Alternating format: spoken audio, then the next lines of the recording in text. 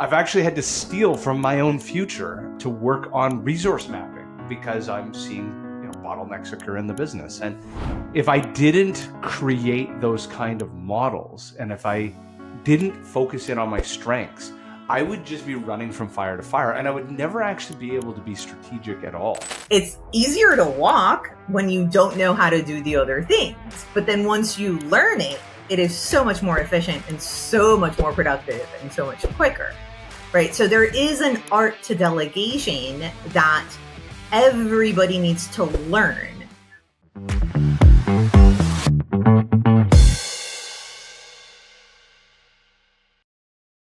Welcome to Outsource to Profits. I have a fantastic guest here. Tania, do you mind describing who you are and how you serve the world? So I'm Tania Bartolini. I am an attorney, a business coach and consultant, a mother, a wife, all those other things, a daughter. And I try to serve the world by disseminating good information, helping businesses and helping people thrive with who they are and accept themselves and utilize their skills to their advantage. Fantastic. Now, what we're going to be framing up is the importance of delegation, but also kind of leaning into a little bit of who you are and not trying to be something you're not. I've had multiple mentors over the years, and I got told this many times. And at first, I took great offense to it, and that I was not a CEO, but I was a founder, and I was more of a cowboy founder at that. And I took offense to it because I think deep down, I always wanted to be a CEO. But in my first two agencies, I don't think that I actually became a CEO. First agency had 27 employees. The second one, 10 to 12. And we were very much in founder. We were acting and I was acting as a founder. And only in this agency now, when we're 70 employees, and there's a clear path to where we'll be multiple hundreds of employees, I'm having to develop a whole new skill set and actually learn the act of critical thinking, objective decision-making, and actually slowing down to speed up, rather than a founder has to, I find, react very quickly. So on that point, let's actually start in delegation. You had a really important kind of factoid or point around delegation. I'd love for you to share that with the audience and why a founder listening to this call, why this is so important. So one of the things that I really truly believe in is strengthening your strengths and delegating your weaknesses.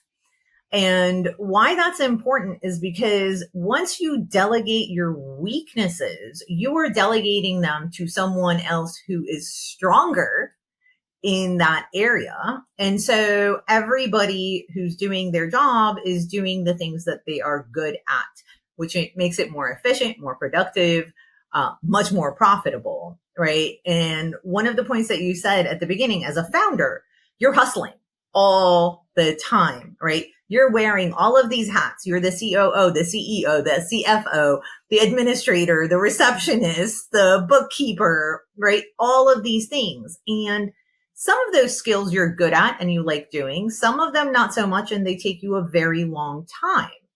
And as you grow, for instance, bookkeeping, right? If you're not a bookkeeper, it's going to probably take you a lot longer to do your books and your numbers, because most people don't really like numbers, than it is to hire a bookkeeper to do it for you.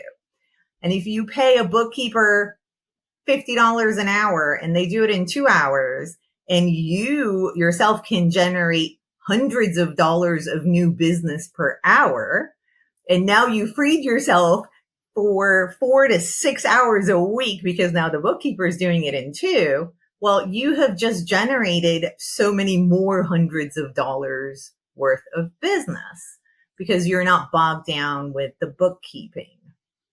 And so this is so critical. The slogan of my own business is removing the $5 an hour tasks off your plate so you can focus on $500 an hour value creation. I watched founders do this all day long. They would say, it's just easier if I do it.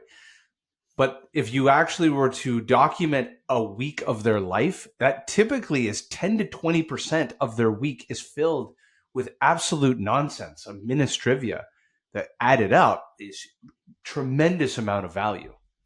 And it's true. It is easier if I just do it right now myself than it is for me to figure out how do I delegate it? Who do I delegate it to? How do I get them to do it the way I want them to do it?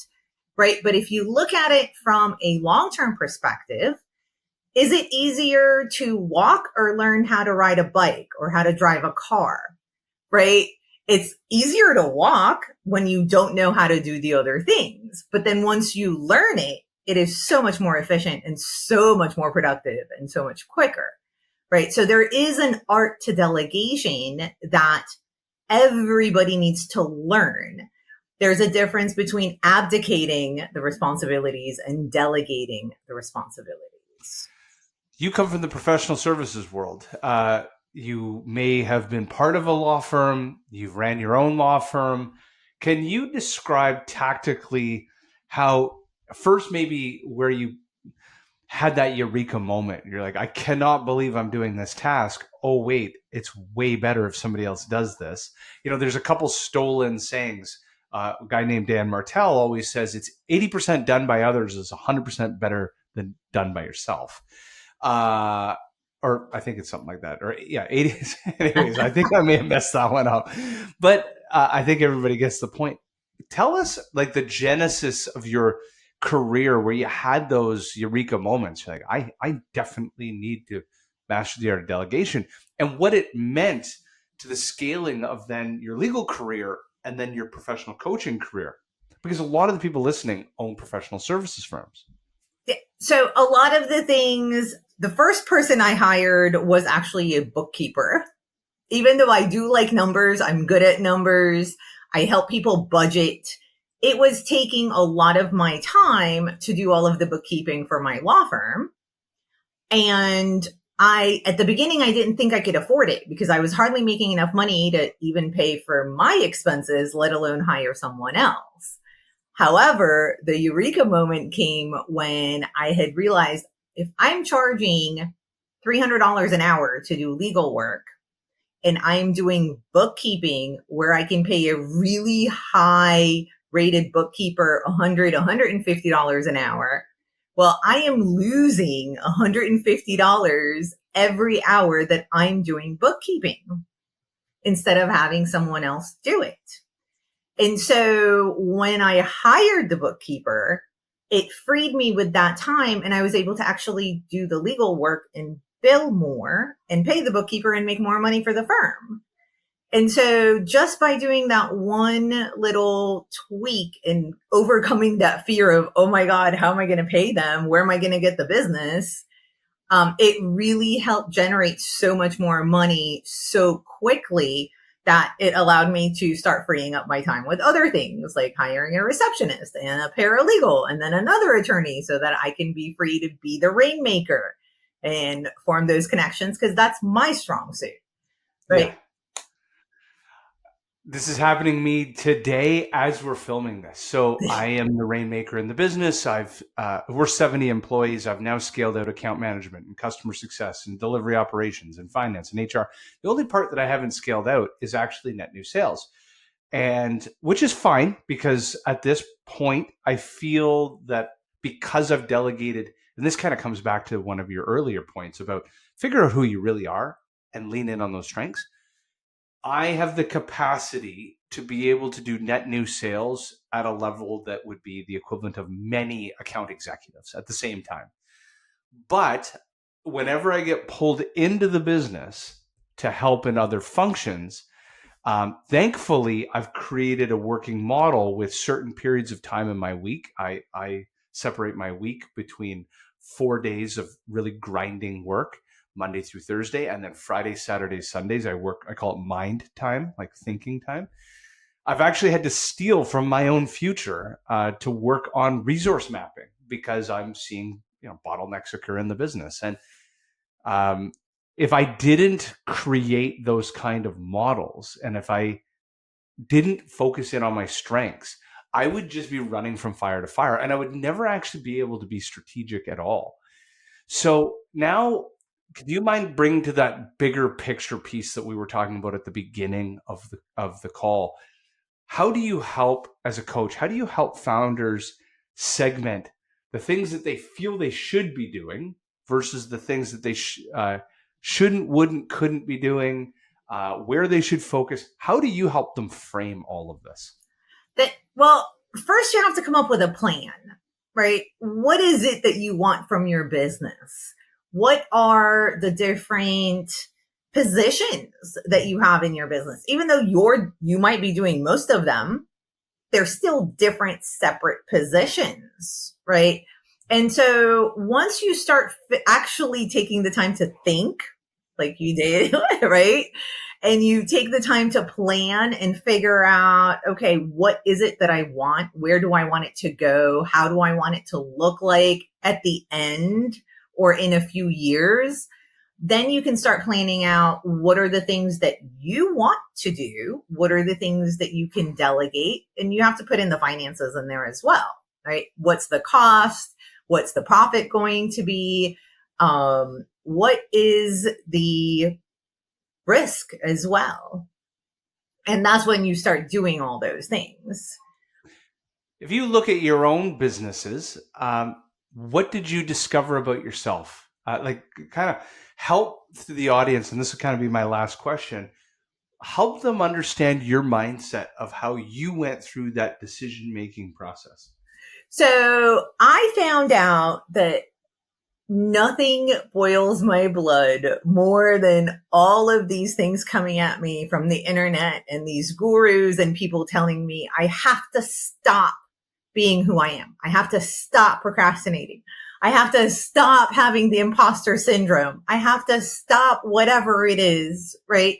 And I'm like, oh my God, eat that frog and do all these things. And, I'm never going to succeed. I cannot be. I used to teach my kid eat the frog all the time. Right. But it overwhelms you and you cannot be what you're not. And when you do that, people see right through you. They know there's something off about you because you're not being authentic. And so the biggest thing I try to work with clients on first is the mindset. Who are you? What are the things that you like to do? How do you like to do things? There's not one right way to get from point A to point B, right? There could be so many different ways and so many different things work for different people. And so you can't pigeon yourself in this hole or put yourself in this box just because other people are doing it. You have to make sure that whatever it is that you're trying actually aligns with you, that you can develop those skills, right? You still have to learn. You still have to develop your skills. You still have to do some work, but it's not doing work that's changing who you are. It's doing work that's actually making you better. So like the procrastination, right? So many people procrastinate, and telling someone don't procrastinate is not going to stop them from procrastinating. It's just going to make them feel bad. So I came up with a course that helps people identify their procrastination styles, when they use which style, and then it helps them figure out how to take advantage of that procrastination style. So if you are a procrastinator because you need deadlines, right? You like urgency. You only do things when they're due right away. All you have to do is put it on your calendar. Give yourself a deadline, right? And that's okay. So you procrastinate until you get that deadline and then you get it done. So you don't have to stop the procrastination. You just have to use it to your advantage. Yeah. This is fantastic. How do people get a hold of you if they want to know more and talk to you about coaching? Okay. So my coaching company is Business and Beyond LLC. You can, Google it. The website's businessandbeyondllc.com. If you Google Tania Bartolini, you'll probably get all of the different things because I have the law firm as well. People can call me.